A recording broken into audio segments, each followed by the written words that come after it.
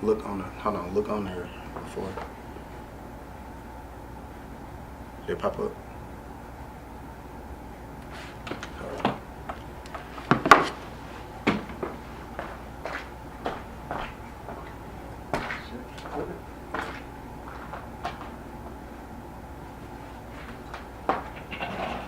Look, last one I did was super crazy.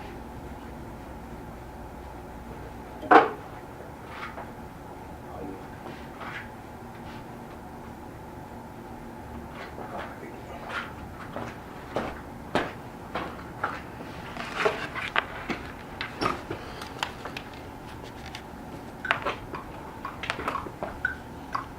I hate this part.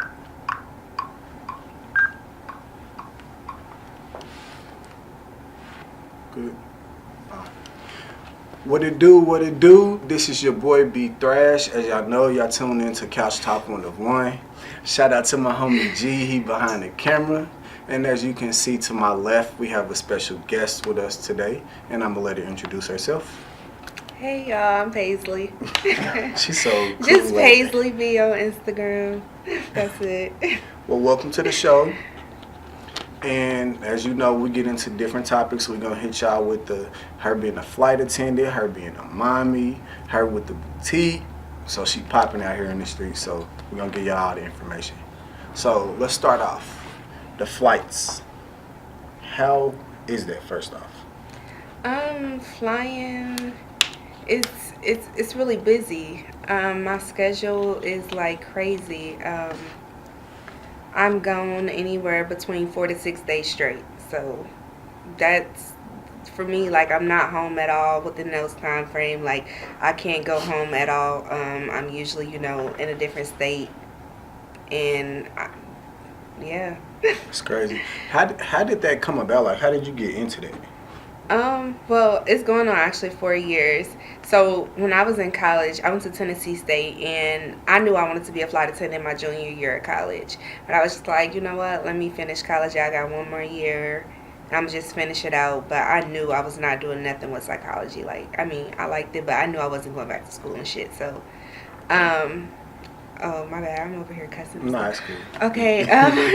So I was like, I want to do it, but it's hard to get into aviation. So like, I was applying to like every airline. I really honestly didn't care. Like, I kind of applied to what airline had cute uniforms too. And I'm like, Really? yeah, that dress be cute. Like, so then I finally like applied. I remember I actually got hired with Frontier, and I was like, yeah, not my speed. Man, so Frontier. so I was like, so at this point I had an interview with my current airline, JetBlue, and I was like, I had got Frontier like on the spot, and I had to tell them by a certain time, if I was gonna do it or not. And I'm like, I didn't know. I was just like, you know what? I'm about to jump out of faith and tell them, no, I'm not going to do it. But I didn't know. Like, I knew I would have been mad if I didn't get JetBlue. But then I got a call back like a week later from JetBlue, like, you got it. So that's how I got into it. And the whole process was probably like maybe like 6 months before I was actually working the flight. Okay. And now, speaking of the whole like flying thing, I know you mentioned like Frontier and then you mentioned JetBlue. Like, what is some things that people might not know that ain't never flew? Like, Well, of course y'all know Delta. I mean, that's the best. But it's harder to get into Delta than it is to become a Harvard student, like to get into Howard, Harvard, any of them. So, your chances, like one of my close friends, she applied 3 times, and within that time, you have to you have to apply. Like if you get a denial, you have to wait a whole year. So to apply again. So of course, Delta is the ultimate airline that everybody wants to go to. Like I don't care what you say, you want that pay, because they start off good. They start off real good, yeah. Okay. The real money. So everybody wants Delta, and then after that, you want to look into kind of like what lifestyle is for you. So with my current airline, for instance, the only bases that we have is expensive bases: New York, Boston, Long Beach, California, Orlando, and Fort Lauderdale. Which I did live in Fort Lauderdale for a while, but all of them is expensive, like So that was the biggest thing. You got to think like, what do I want my lifestyle to be like? Right now, I live in Atlanta, but I'm based out of Boston, so I make that commute every time I have to work. And I mean, Fort Lauderdale was the most affordable, and it's like a one bedroom there is automatically starting off. It cost me $1,400 starting off, That's and that crazy. just was not other bills. Like, That's the bare minimum. yeah, that's literally the bare minimum. So that's like you want to look into that when you like, and then like regional airlines, like people don't even know, like most people say they work for Delta or American. They work for a regional airline, which is like companies that's operated by Delta in America. Like if you see a flight that says Republic Airlines operated for Delta or something, that's like anything out of Indiana is usually on Republic Airlines. Like Any a of those, third party? yes, like a Okay. third party company. Okay. So most people don't know that. So most people think these people work for mainline companies, and they don't. And regional companies, I mean, nothing's wrong with it. You do have to get your foot in the door, but that pay ain't where it's at. So I ain't doing a regional. Like, So like when we speak on the pay scale, mhm. we speaking like a big gap for doing the same type of job. Yes, like so regional, you might be starting off like at $15. Like what? Like 15? Like For risking your I life can't out do there. that. I can't take it. Versus Delta, you starting off at 30. You're starting off at 30, and Sounds then about like my job. like you starting off at 30, and not only to mention when you flying, you get so many other benefits. Like if I fly the lead flight attendant, I'm getting an extra $1.50. If I'm flying an international flight, I'm getting an extra $2.50. If I'm flying an overnight flight, I'm getting an extra $1.50. So all that stuff add up. So even though you might start off at 30, by the time you like do all that stuff for a certain trip, you might be starting off like at 50 or something. You just like it kind of depends. And with them regional airlines, I mean, them shorts or the flights are so short. Like They don't it might even be pay. to like Indiana to like, I don't know, like Atlanta or type stuff. Like that's an hour and a half Hour, flight. yeah. Like Yeah. mind you, they do have sometimes the actual Delta who is operating that flight, but most of the time it's a third party company. Okay. Yeah. Now, would you say like the third party companies, that's for somebody who like is with family all the time versus like That like it could be both. It's somebody who's trying to get their foot in the door and don't care really about their pay. Um, Basically they'll settle for anything just to become a flight attendant, which is nothing is wrong with that at all, because sometimes you do have to get your foot in the door. But I know the type of lifestyle I want, and I know that being in regional cannot afford it. Like I know someone who did work for regional before, and she was like, I had to quit. Like my check sometimes was $400. Like the fuck. So I'm like, yeah, like no. okay. Yeah. And like okay, let us in on some of them feelings when you like get snowed in and like you gotta stay there like with the storms and stuff, because I look at some of the posts and I be like, Yeah, damn, I feel y'all, bad. I be going like, through it. So y'all know, like, if I'm going for the 6 days, so if I have my mindset that I'm going for 4 days, I want to be going for only 4 days. So if like it's snow or something, they can work you into your off day. They can do that. And that third day already, it's already pushing like, okay, I miss my baby. I'm ready to see her. So I'm like, okay, I'm ready to get home. But I know at the end of the day, like, it honestly, like, my passenger, like, it's to the point, like, sometimes, I be thinking, like, dang, I could call out. And then I'm looking at these passengers like, dang, they trying to get to their family too. And I know sometimes if I'm in a certain place, if I call out, I know that flight going to get canceled. They're not going to get no replacement. It's going to get canceled. And that's just it until, they can get somebody up there, or until like I have enough rest or something. So most of the time, if I get snowed in, like I'm just like, I have my days. I definitely have my days in my hotel's room.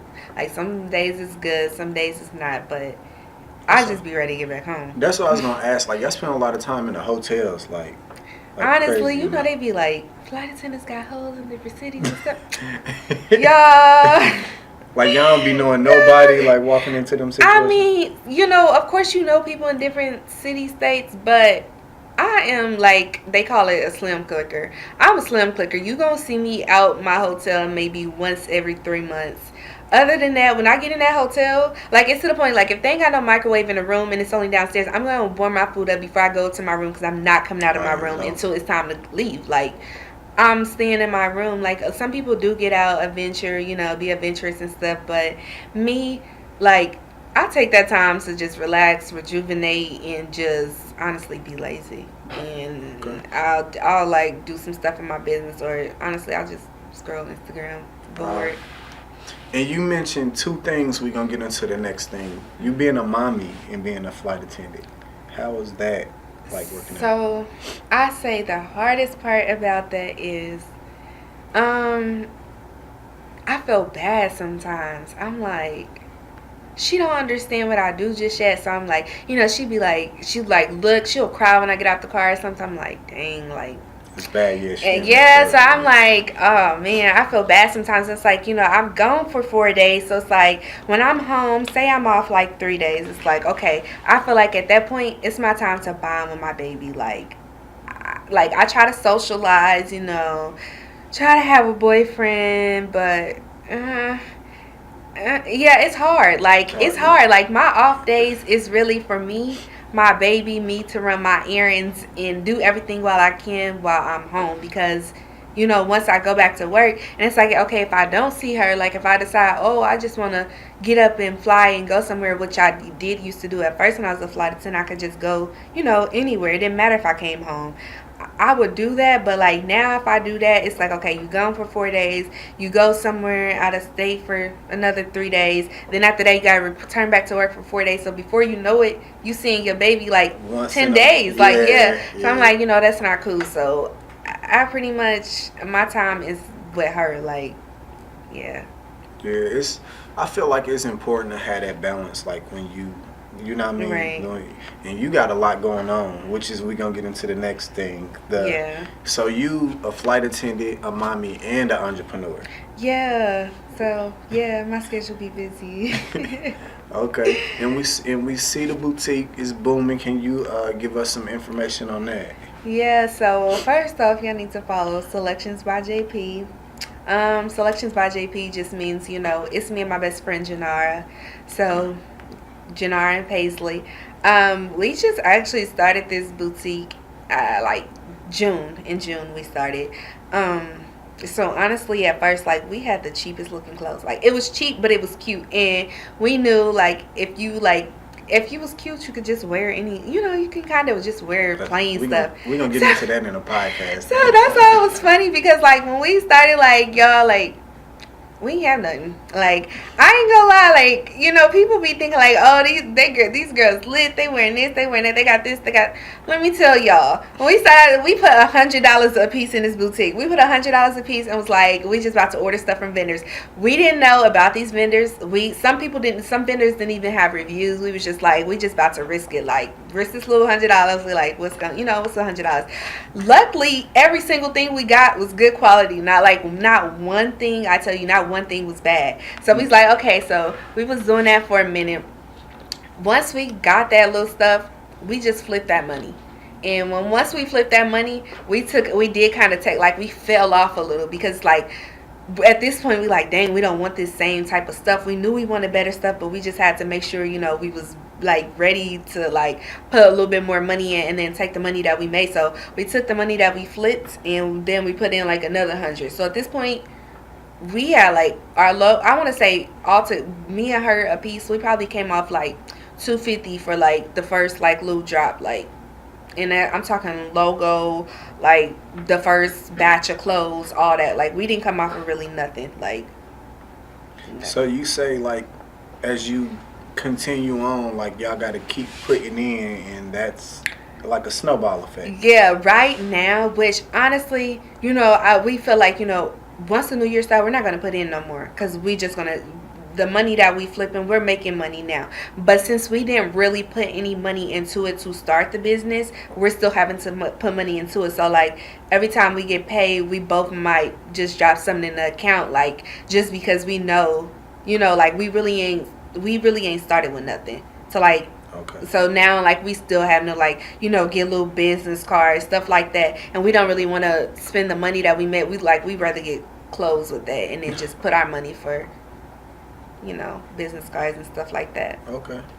So basically, your marketing right now is pretty much like word of mouth and like things like this, and people Yeah. are like really messing with it. Yeah, so we try to have like models at first.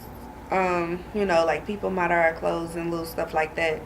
First of all, we cheap and we ain't want to get the clothes away. We like nah. Like we ain't want to give our models nothing. Like I ain't gonna lie, we like dang we do gotta give them some food or something. So we like okay, like we cash out them some little money. We like I'm about to stop that. Like we like nah, we gotta be our own models. You know what I noticed? Like my Instagram, like they mess with me. They don't care if I post somebody else. They mess with me. They mess with what I wear. So like when I put it on myself, like once we put our stuff on ourselves, we was selling out the day of. We was making money like literally like we waking up order after order. But when somebody else put that stuff on, like they don't really care. They like they don't even give the picture likes if it's a business picture. Like they don't give you 7 little likes versus us putting our own stuff on. Like they show love. Like. Okay. So with you knowing that, like, what information would you give somebody like that's trying to follow behind what you're doing? I would say, believe in yourself. Like, we just didn't want to be our models because one, we was like, honestly, like people, I wouldn't even say we have haters, but people are haters. Like sometimes, like if they know something is yours, they won't buy it just because they know it's you. Like, and that was our biggest thing. So at first we came into it like we don't want people to know this is our business. We don't, but we then we got stuck. It's like, well, how are we gonna promote? Like we feel like people was gonna know. So we really just had to take a leap of faith. Like it is what it is. Like at this point, either they gonna mess with it or they not. And most people, us being coming from Indiana, like either one of us haven't lived here in probably like over 7 years, but us coming from here, like we was like, first of all these people gonna think our stuff is expensive, which they do. They be telling us like, like y'all items too expensive. So we don't really have. I mean, we have people who shop from Indiana, but we like at the same time like our crowd really are like we're not targeted to Indiana people because. Which we understand, like we're not acting bougie or nothing, but we understand, people spend differently. Like they really do. Like and like us having like I want to say like New York friends and stuff like that. Like we can sell something to them for $72. We can sell something to Indiana for like 32, and it's like. And they both. Yeah, like they in New York people, they gonna be cool. They gonna be like, okay, whatever, that's cool, that's a good price. And you try to do that in Indiana, I'm like, that shirt ain't worth that. I'm not buying that. Like, So. A lot of people here got the quantity over quality syndrome. Right. So I will say, like, keep going. You know what I mean? It's booming. Like you said, you trust in yourself. Y'all kind of remind me of me and my homie G getting this podcast started.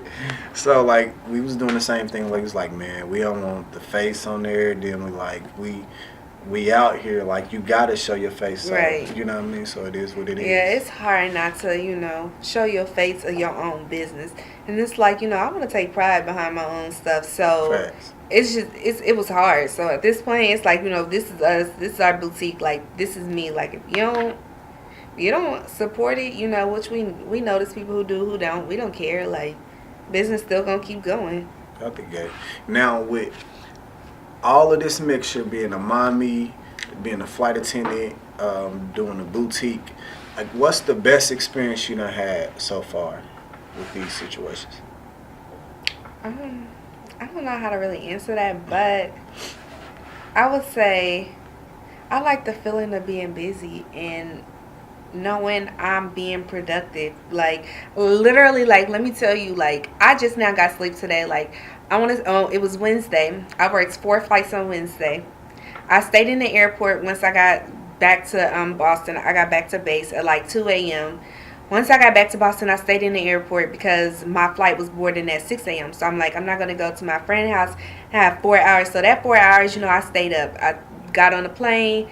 I got back to Atlanta. As soon as I landed, it was go time. Like I knew that we had to, like we shooting right now for like, well, we just did like little stuff for our New Year's outfits. So as soon as I landed, like I had to wash my hair. I'm like, I got to pick my baby up by a certain time. Cause like when I'm home, I like to pick her up and show my face at her academy, cause they so used to seeing my mom instead of me. So I'm like, I had to go to the mall. I had to do like a million things. Like, and I'm like, I still haven't slept. So then I stayed up yesterday. Like, I did the shoot yesterday night. And even like it's it's kind of hard being out of town and not having really family, because it's like I really like sometimes my daughter, she's just there right there, and she got a bad time, so like she's strict on the schedule. So when I'm trying to do a shoot, it's kind of hard to interfere with her schedule. So literally we did a shoot and everything, got some stuff together for our boutique, and by the time I noticed, I'm like, I really didn't want to go to sleep because my flight to Indiana boarded at 5 in the morning. So I'm like, dang, I might as well stay up. So I ain't get no sleep till today. Once I got to Indiana today, like I don't know, I slept for a few hours because I was just exhausted. Like I hadn't slept since Wednesday. Yeah, boy, I thought I had it bad coming back from Vegas.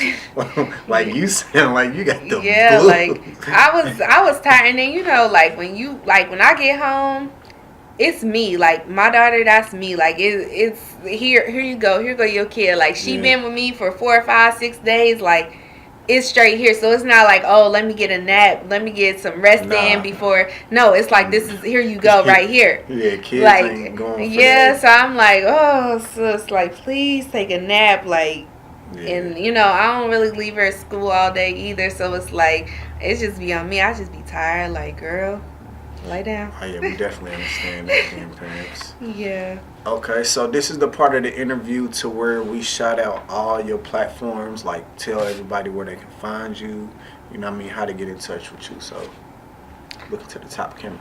Okay, so you guys can follow me on Instagram at Paisley, PAISLEYY.B. That's my Instagram. That's my personal Instagram. And then we got my business Instagram, which is Selections by JP. So, just regular Selections by JP. No space, no anything. Go ahead and follow that. Right now, we are dropping a whole bunch of New Year's outfits, ladies. So, stay tuned. Okay. This your boy B Thrash. Shout out to Paisley. Come chopping it up with us. And stay tuned for the second part of this, which is the fun part. And this is your boy B Thrash, and we out.